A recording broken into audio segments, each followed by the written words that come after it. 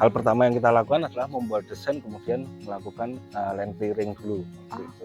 Pengolahan limbah itu mau tidak mau ada unsur bau yang harus kita jauhkan dari pemukiman. Betul. Jadi dari pertimbangan-pertimbangan itu maka kita putuskan bahwa lokasinya di sini. Gitu. Ya. Mungkin yang pertama kita akan coba untuk melihat limbah kokopit. Kokopit itu adalah limbah dari pembuatan koko fiber untuk ekspor. Koko fiber itu diolah kemudian diekspor. Nah, limbahnya akan jadi ini kokopit. Koko fiber itu jadi sabut kelapa, kemudian diambil fibernya, koko fibernya, kemudian kokopitnya kita pakai, kemudian kita rendam supaya, karena salah satu kelemahan dari koko fiber ini dia memiliki zat tanin. Zat apa? Tanin, tanin. anti gizi, ya, antioksidan. Nah, ini yang harus kita hilangkan, kalau tidak dia akan kerdil nanti namanya. Cara menghilangkannya cukup sederhana, direndam pakai air biasa. Ya, air biasa, kemudian kita buang airnya sampai istilahnya kalau di pasaran namanya kokopit low EC. Ya, kandungan secara EC-nya taninnya sudah cukup rendah. Ini adalah sebagai sumber kalium organik. Pertama adalah lapangan pekerjaan. Yang kedua adalah perputaran keuangan yang cukup besar. Ketiga adalah kemandirian pangan, itu selalu dimulai dari kemandirian pupuk. Jadi itu yang ketiga adalah kita bisa menjadi bagian dari solusi dari sampah, khususnya limbah organik. Gitu. POC ini adalah bahannya adalah buah, kemudian ada air kelapa, kemudian ada urin kelinci, terus ada tai kelelawar atau guano namanya. Kenapa harus spesifik pup kelinci sama pup kelelawar? Nah, itu adalah hasil R&D kita. Stand develop selama 12 tahun. Jadi secara makronya unsur fosfat, kalium, kemudian nitrogennya itu tinggi. Itu sebagai bisa menggantikan sebagian fungsi dari peran kimia.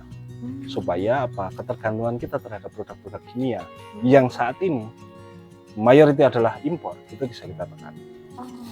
Jadi itu nanti tergantung, jadi bahannya apa, limbahnya apa, kita olah menjadi apa, apa yang paling cocok. Ini hasilnya jadi seperti ini, tidak berbau. Ini sudah beda ya, tidak berbau sama sekali. Nggak ada baunya loh. Ya, karena sudah sempurna. Jadi mesin yang kita pakai 2, bakteri dan juga cacing, mesin untuk memprosesnya. Nah, ini adalah sistem pencamurannya. NPK organik sendiri itu terbuat dari itu endapan dari pupuk organik cair tadi. Karena ketika kita pakai tai kelelawar, itu akan ada 2 produk. Produk cairnya menjadi pupuk organik cair, produk padatnya kita sebut sebagai sumber fosfat alami. Jadi sumber fosfat alami itu kemudian kita campur. Nitrogennya kita dapat dari cacing, kaliumnya kita dapat dari kokopit, fosfatnya kita dapat dari limbah dari POC. Kemudian itu kita campur menjadi produk yang namanya NPK organik. NPK organik.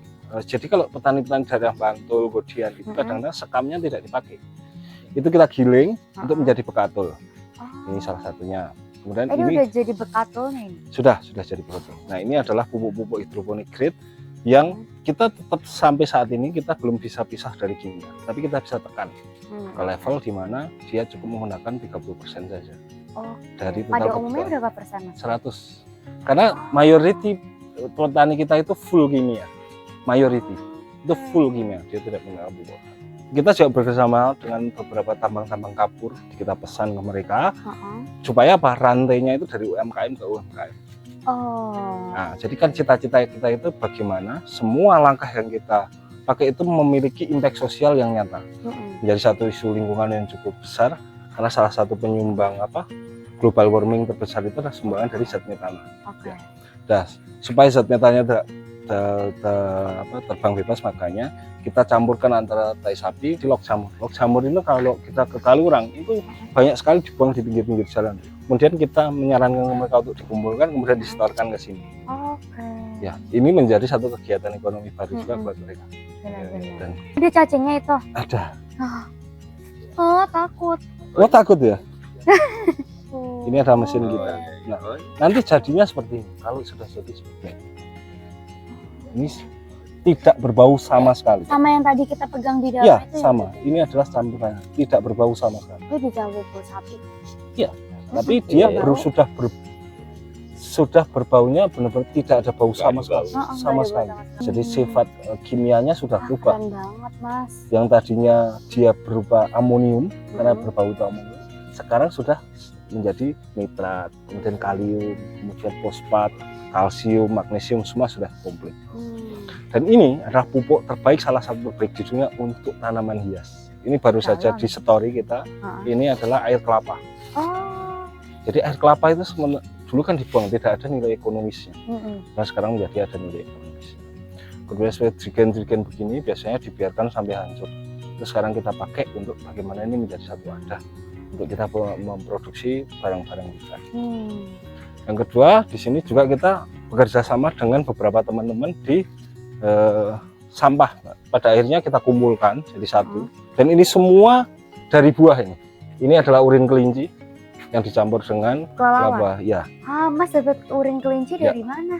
Nah, kita bekerja sama dengan mereka. Urinnya kita ambil. Nah, kita ambil supaya untuk subsidi untuk membeli pakan mereka. Satu campuran pakan Oh, satu. Oke. untuk peternakan, untuk ternak ayam. Oh. Jadi kita harus fermentasi supaya bisa disimpan dalam waktu yang lama. Kemudian kandungan proteinnya juga meningkat. Ini jadinya seperti ini. Baunya seperti tape. Tape. Ini makanan ayam. Ayam. Oh iya, Ya. tape. Seperti Enak tape. baunya. Ini adalah roti yang ada luar sana tadi, jagung, Mm-mm. bekatul yang tadi kita beli dari petani, itu yang kita fermentasi menggunakan susu yang sudah kita fermentasi, jadi dia bentuknya seperti Yakult. Oh. Gitu. Oke. Isinya Jadi apa? tadi ya? Bakteri pencernaan. Hmm. Bakteri pencernaan pada ayam, pada ternak. Dan yang kita konsep sini namanya ayam bahagia. Ayam bahagia itu maksudnya ada ayam yang diumbar hidupnya, kemudian dia bertelur, telurnya kita jual. Oke. Ini Karena- jadi dibebasin semua gini ya? Ya, jadi nanti itu rumahnya, kemudian dia bisa main kemana yang dia mau. Kayak ayam bahagia, ya ampun, ayam. Ya, kemudian ini adalah bibit yang nanti dalam waktu kurang lebih sekitar 2 minggu lagi akan kita lepas. Untuk sementara kapasitas pertama yang akan kita lepas adalah 3.000 ekor, menyusul lagi kemudian nanti sekitar 1 bulan lagi 3.000 ekor. Oke, wow. Dan ini semua Mm-mm. makannya tadi Tadi. limbah yang kita buat. Ya. Gila banget. Betul. Justru menjadi awal dari sebuah proses produksi. Betul. Karena kalau selama ini limbah itu adalah hasil akhir dari sebuah proses proses aktivitas bisnis ya. Nah, kita justru Balik ya. kita balik dan zero waste, tidak ada yang terbuang. Tai ayamnya kita pakai lagi untuk pupuk, kemudian batang pohonnya kita proses juga menjadi pupuk dan lain sebagainya. Ini zero waste, jadi tidak ada yang terbuang sia-sia. Meskipun kita sudah pakai, kemudian itu menjadi, kita panen melon. Panen melon kan tidak hanya melonnya saja, tapi ada batangnya, ada daunnya. Itu kemudian Itu kita olah menjadi jual lagi kompos. juga? Iya, Oke. kita terpakai semua. Pertama kita buat jogging track supaya kita menarik bagaimana pertanian itu terlihat menjadi sesuatu yang bersifat edukasi. Tadinya hanya dibakar, kemudian kita bawa ke sini untuk menanam anggur. Oke. Jadi wisata petiknya besok salah satunya adalah anggur. Oke. Ya. Oh, jadi teman-teman ini bahan bekas. Jadi bahan bekas. Jadi semua kita berorientasi pada pemanfaatan limbah sebenarnya. Baik itu sebagai media produksinya maupun hanya sebagai perangkat produksinya. Orientasinya tetap, tapi mayoritinya bagaimana kita bisa menekan pertama ketergantungan kita pada produk-produk impor, khususnya pada sisi pupuk. Yang kedua adalah pemanfaatan dan pengolahan limbah. Kemudian kita membuat sistem juga berbagai model. Pertama adalah sistem yang full konvensional. Kemudian ada sistem yang semi konvensional sebagai satu percontohan, dan yang kedua adalah sistem terintegrasi dengan greenhouse. Jadi memang sengaja kita buat 3 model supaya, karena apa, kemampuan permodalan setiap petani itu berbeda-beda. Betul. Nah, padahal teknis kita itu sebenarnya bisa secara fleksibel dipraktekkan pada semua segmen. Gitu. Kenapa kita pilih melon? Karena melon ini adalah tanaman paling sulit. Jadi kalau kita bisa budidaya melon, tentu kita akan bisa budidaya semua jenis tanaman. Pertama adalah umur dia pendek. Yang kedua adalah dia sangat rawan karena dia bukan asli tanaman di Indonesia. Ketika ada kebutuhan nutrisinya yang cukup tinggi dan intens. Dan ini semua pakai pupuk yang tadi juga, Mas? Ya, betul. Yang kedua, industri ini juga sekarang itu meningkatkan juga pendapatan dari teman-teman yang menanam bambu. Bahkan sekarang mereka mulai menanam. Nah, karena kebutuhan bambu kita cukup besar, kemudian itu menjadi industri baru. Ya, makanya kita memilih kenapa kok kita nggak pakai baja ringan. Ya, kita tergantung lagi dong dengan produk-produk luar. Itu yang pertama. Yang kedua adalah karena kita socialpreneur, orientasi kita adalah bagaimana kita menciptakan satu ekosistem sosial dari sisi ekonomi. Gitu. Pertampungan air yang di sebelah itu adalah limbah dari jerigen-jerigen bekas.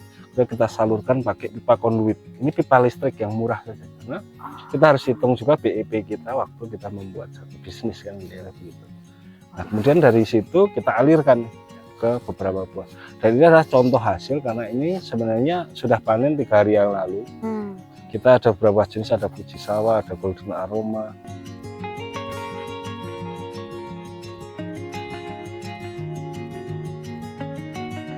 Wow, berat loh. Gede banget ini. Sekepala saya ini, Mas.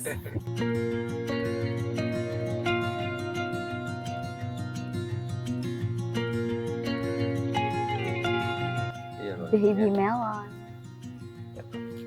Kokoh loh, Mas, ini bagus banget kualitasnya. Tinggal kita buka. Basicnya dia 3. Ada rock melon, honey melon, kemudian mas melon. Nah, 3-tiganya kita tanam seperti Fujisawa, Javanese itu mas melon. Dia adalah level melon yang paling tinggi grade premiumnya. Kemudian kalau ini tadi honey melon. Nah, yang paling unik di sini bisa ada yang namanya melonit. Jadi melon dengan rasa lemon. Melon dengan rasa lemon. Dengan rasa lemon. Dan itu buatan dari teman-teman Tunas Agro. Tunas Agro itu adalah teman-teman dari Indonesia sendiri yang mengembangkan. Ini apa, Mas, bedanya kita kalau makan gigit pakai garpu sama ini kenyal kayak seperti agar-agar jelly. Nah, ini jenis melon yang harganya bisa 1 gulung 1 juta 2 juta itu. Yang kalau di Jepang buat kontes itu bisnis jelly gitu. Kemudian karena kita bukan petani, teman-teman juga kita petani, makanya kita akan bikin satu SOP untuk supaya mereka menjadi bagaimana merawat melon. Itu ada SOP-nya. Pertama dari sisi nutrisi, kemudian dari sisi perawatannya. Itu kita sebutkan sampai itu. Ikan-ikan. Ikan itu juga diberdayakan berarti? Ya, itu salah satu hasil produk kita. Jadi dari apa yang kita punya untuk apa yang kita butuhkan. Konsepnya seperti itu. Dan sebenarnya kita itu lebih mengarah kepada anak-anak muda. Bagaimana kita bisa menciptakan anak-anak muda bahwa pertanian itu keren. Karena gini, stigmanya hampir semua petani itu stigmanya miskin, butuh bantuan, butuh subsidi. Bagaimana image ini kita bisa rubah? Dan cara apa? Bagaimana kita bisa merubah limbah menjadi produk yang benar-benar premium dan berkualitas. Problem kita itu bukan di bahan, bukan di kebutuhan kita, bukan di pasar, di SDM. Problem kita itu di SDM. Bisa nggak kita ciptakan buah yang secara rasa paling tidak lebih enak dari mereka secara tes? Ada apa yang paling gampang? Melon. Kenapa? Waktu tanamnya singkat, kemudian rasa buahnya mungkin akan lebih enak. Nah, hasilnya adalah contohnya adalah ini. Mungkin bisa dicicip.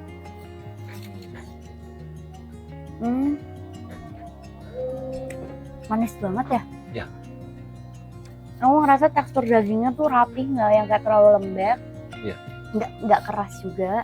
Padahal ini semuanya pakai pupuk-pupuk yang tadi udah kita keliling ya, limbah semua ya. Oke, 1, 2, 3, lagi 1, 2, 3. Oke, sip.